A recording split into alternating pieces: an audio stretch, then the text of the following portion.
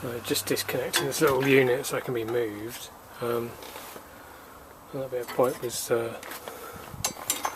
on there like that with a dryer, like that rather, and a dryer. So follow the pipework down, we've got a solenoid valve and another dryer. So that's not very good really, having two dryers in series. That's probably the original one from the factory.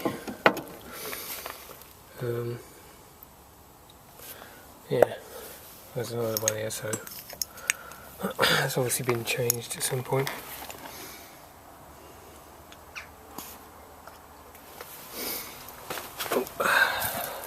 View of it. That's the other unit I've disconnected today. I'll cut the pipework over there. It's got a leaky oil sight glass on there that wants a new O-ring really. Probably use it again.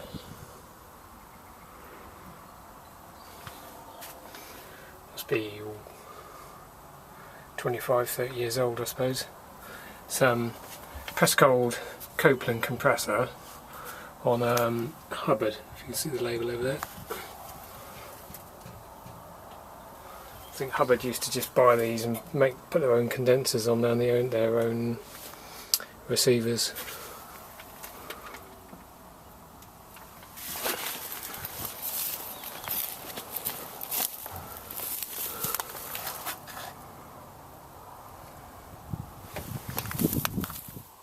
That's the evaporator that Hubbard unit runs.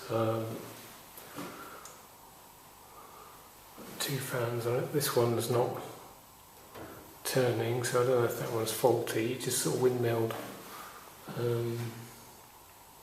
Have to make sure it's getting power to it before we decide if it was faulty. So that wants to clean.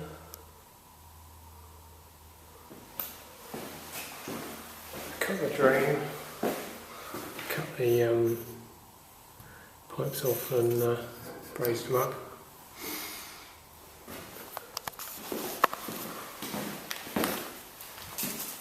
Just going to give the